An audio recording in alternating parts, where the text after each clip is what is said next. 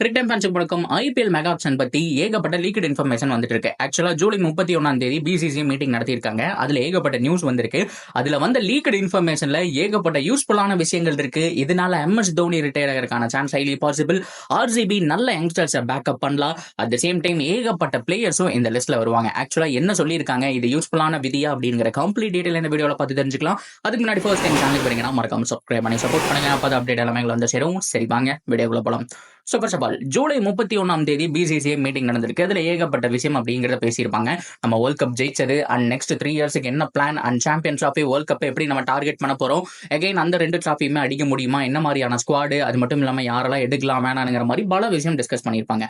At the same time ரொம்ப ரொம்ப முக்கியமா அதிக ரெவன்யூ தர லீக், அதிக பேர் பார்ட்டிஸ் பண்ற லீக், இருக்கிறதுலே வேர்ல்ட்ஸுடைய பிக்கஸ்ட் லீக் அப்படின்னு சொல்லக்கூடிய அந்த ஐபிஎல் பத்தி கண்டிப்பா பேசியிருப்பாங்க அப்படிங்கிறதுல துளி கூட மாற்றம் கிடையாது.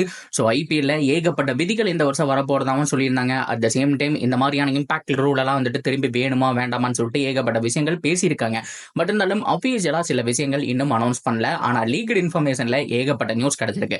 நம்பர் 1 கிட்டத்தட்ட 5 ரிட்டர்ன்ஸ் பக்கம் இருக்கும். அதுல ஒரு RTMமும் அடக்கம் அப்படிங்கிற மாதிரி சொல்லியிருக்காங்க.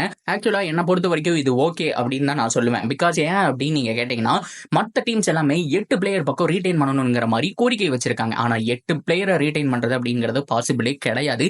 ஏன்னா இது ஒரு மெகா ஆக்ஷன் அப்படிங்கிறதுனால 5 ரிட்டன்ஷன் அப்படிங்கிறத கரெக்ட். அண்ட் RTMமும் 3 RTM இல்லப்பா 4 RTMங்கிற மாதிரிலாம் சொல்லிட்டு இருந்தாங்க. RTM அதிகமா யூஸ் பண்ணா ஆக்ஷனே கொஞ்சம் கேவலமா போயிருங்க. ஏன்னா RTM அப்படின்னா என்ன நிறைய பேருக்கு தெரியாது. இப்போ ஒரு மேக்ஸ்வெல் அப்படிங்கிற மாதிரி வச்சுக்கலாம். மேக்ஸ்வெல் இப்போ ஏலத்துக்கு வராரு. கிட்டத்தட்ட ஒரு 8 கோடிக்கு சிஎஸ்கே ஆல்மோஸ்ட் வாங்க போறாங்க. 8 கோடிக்கு சிஎஸ்கே வாங்கிட்டாங்க. சோல்ட் டு சிஎஸ்கே அப்படின்னு சொன்னது அப்புறம் கூட நீங்க அந்த RTM யூஸ் பண்ணி RCB திரும்பி மேக்ஸ்வெல்ல வாங்கிக்கலாம். இதுதான் RTMோட ரூல்ஸ்.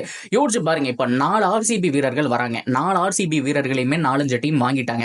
ஒவ்வொரு தடவையும் RTM போட்டு அவங்க வாங்க பிரைஸ்க்கே எடுத்தா நல்லாவா இருக்கும். ஸோ இதனாலதான் ஒரு RTM அப்படிங்கிறது டீசென்டான ஒரு விஷயம் அண்ட் 5 ரிட்டர்ன்ஷன் அப்படிங்கிறதும் செம்மையான ஒரு விஷயம். உண்மையாலுமே இந்த ரூல் அப்படிங்கிறது வரவேற்கத்தக்கது.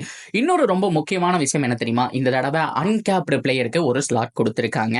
அதாவது உங்ககிட்ட இருக்கக்கூடிய இந்தியன் டீம் டெபியூட் பண்ணாத ஒரு ஆள், இல்லைன்னா உங்க கண்ட்ரிக்கு டெபியூட் பண்ணாத ஒரு ஆளை வந்துட்டு நீங்க தனியா ஒரு ஸ்லாட்ல எடுத்துக்க முடியும். இந்த 5 ரீடைன்குள்ள அந்த ஒரு ஸ்லாட் வருமா, இல்ல இது போக தராங்களா அப்படிங்கிறத கேள்விக்குறி. அது அவங்களும் இன்னும் தெளிவா சொல்ல. ஆக்ஷனுக்கு ஃபியூ வீக்ஸ் பிஃபோர் அதை சொல்லுவாங்க அப்படிங்கிறத நம்ம எதிர்பார்க்கலாம்.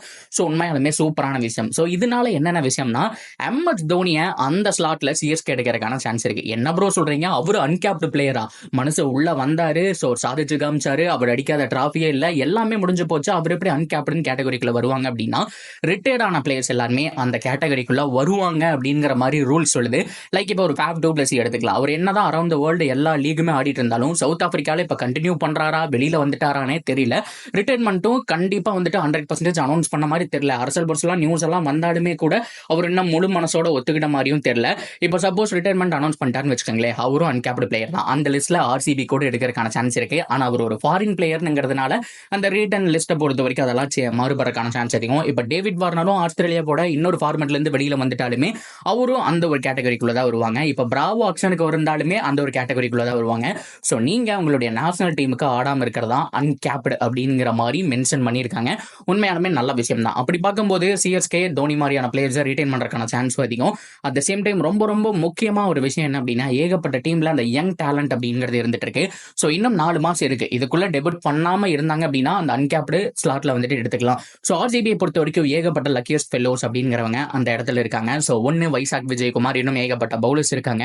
அதை தாண்டி ரொம்ப ரொம்ப முக்கியமா மஹிபுல் லோம்ரோர் என்னுடைய பர்சனல் ஃபேவரட்டுங்க.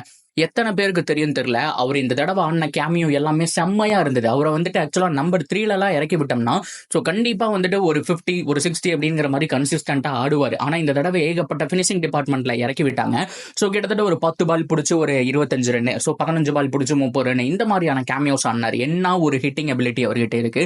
ஸோ கண்டிப்பா 100% மஹிபுல் லோம்ரோர் மாதிரியான பிளேயர்ஸ் எல்லாம் அந்த ஸ்லாட்ல எடுத்துக்கலாம். ஸோ எல்லா டீமுக்குமே இது பொருந்தும் அப்படிங்கிறதுலயும் மாற்றம் கிடையாது.